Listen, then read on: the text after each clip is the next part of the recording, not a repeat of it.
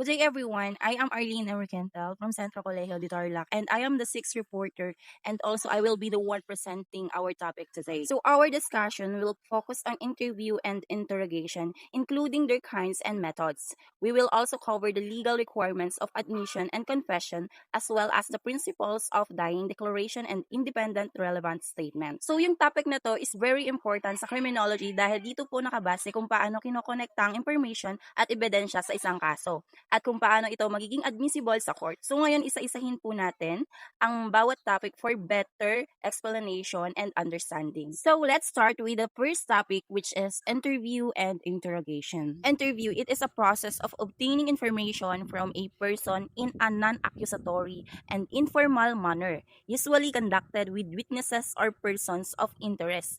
Sinasabi po sa interview, ito ay ginagamit para makakuha ng impormasyon mula sa witness or sa ibang tao na may alam sa incident.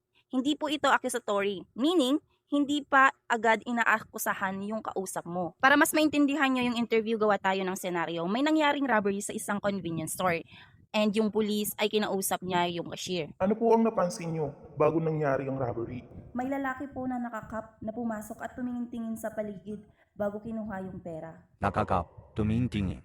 Salamat po, Maria. Napakalaking tulong po nito para sa investigasyon. Opo, officer. Sana mahuli niyo na siya. Mapapansin niyo kapag sa interview, ang kinukuha lang is information. Kadalasan ng tinatanong dito is yung mga witnesses. Meron tayong tatlong kinds of interview. Unahin natin yung structured interview. A structured interview is a type of interview where a fixed set of prepared question is asked in the same order to all respondents. It is formal, organized, and ensures consistency in data collection. Simple lang ang ibig sabihin dito. Yung investigator or yung police ay meron na siyang nakareding question or nasa listahan na yung mga question na itatanong niya. Yung pangalawa naman na kinds of interview, ito yung tinatawag na unstructured interview. Ibig sabihin, an unstructured interview is a type of interview with no fixed set of questions. It is flexible and informal, allowing the interviewer to explore topics freely based on the conversation. Kabaligtaran lang to ng structured interview. Walang listahan, walang nakareding question, parang casual lang na kwentuhan at tanungan. And ang pangatlo naman na kinds of interview is semi-structured interview. A semi-structured interview is a type of interview that uses prepared guide questions but allows the interviewer to ask follow-up or additional questions depending on responses of the interviewee. Dito naman is merong nang nakaredy na question or listahan ng mga question, pero pwede rin mag-follow-up question depende dun sa sagot ng ini-interview. Punta naman tayo sa methods of interview. Meron tayong tatlo. Ang number 1 dito is cognitive interview. A cognitive interview is a technique used to help a witness recall details of an event by encouraging them to mentally recreate the situation, including what they saw, heard, and felt. Dito, pinapaalala dun sa witness yung buong nangyari para masabi nila yung buong detalye ng nangyari sa krimen. Number 2, direct interview. A direct interview is a straightforward questioning method where the interviewer asks clear and specific questions to get direct answers. Ibig sabihin, ito yung pamamaraan ng pagtatanong na diretsahang pagtatanong para makuha yung tamang sagot at tamang impormasyon. Number 3, rapport building. Rapport building is the process of creating trust and comfortable relationship between the interviewer and the interviewee to encourage honest and open communication. Ito yung pamamaraan ng pagbuo ng tiwala at magandang relasyon para magtiwala sa iyo yung ini-interview at magsabi siya ng totoo. So dito naman tayo sa interrogation, sinasabi na a formal and systematic questioning of a suspect to obtain a confession or admission of guilt regarding a crime. Ang interrogation naman po ay isang formal at systematic na pamamaraan ng pagtatanong sa isang suspect ng isang krimen. So unlike sa interview, dito po mas direct at mas intense yung questioning dahil ang main goal ay makakuha po ng truth, admission, or confession tungkol sa nangyaring krimen. Sa interrogation, gumagamit ang investigator ng iba't ibang techniques para po umamin or may malaman sila doon sa detalye na nangyari doon sa isang krimen. Minsan po naman, may mga psychological approach pero dapat pa rin itong gawin in a legal at proper way para valid ang makuhang statement. Importante rin po na ang interrogation ay hindi dapat ginagawa ng may force, threat, or intimidation dahil maaaring hindi ito tanggapin ng korte kapag hindi napatunayan na hindi voluntary ang statement. Una nating example dito is yung red technique or direct accusation. Dito kasi hindi na tinatanong ang suspect kung ginawa niya yung krimen. Ina-assume na ng pulis na guilty siya. Ang goal ay i-break yung confidence ng suspect. Ginigipit siya ng pulis sa pagsasabing hindi nagsisinungaling ang ebidensya para mapilitan siyang umamin. Dito naman sa report building, kabaliktaran ito nung una. Ang investigator dito ay nagpapakita ng pagmamalasakit. Halimbawa, inalok niya ng tubig. Ginagawa ito para maging comfortable ang suspect at maramdaman niyang may kakampi siya.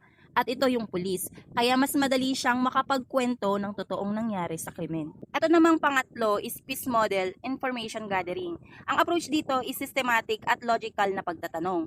Mas professional at investigative ang approach na to. Hindi ito confrontation. Nakapokus ang pulis sa pagbuo ng timeline at pagkuha ng bawat detalye. Ginagamit ito para makita kung paano magbabago ang kwento ng suspect o kung meron ba siyang butas sa kanyang alibay. Ang pang-apat naman is good cop and bad cop. Ang approach dito is psychological manipulation, gamit ang dalawang magkaibang personality. Ito ang sikat na tactic kung saan ang isang pulis ay agresibo at nananakot, bad cop, habang ang isa naman ay mahinahon at tagapagtanggol, good cop. Ang layunin ay itulak ang suspect na magtiwala sa good cop para makaiwas siya sa galit ng bad cop. Ang panglima naman is confrontation with evidence.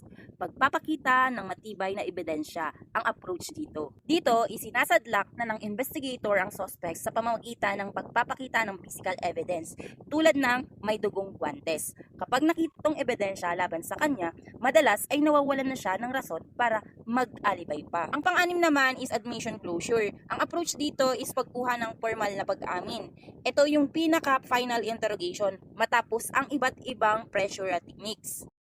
Dito naman tayo sa admission versus confession. When we say admission, admission is a statement where a person acknowledges a fact that is partly related to a crime but does not fully admit guilt. And when we say confession, confession is a direct and complete statement where a person admits that they committed the crime. Madali lang tandaan itong dalawang to. Ang admission is pag-amin ng bahagya or hindi niya inamin exactly yung krimen.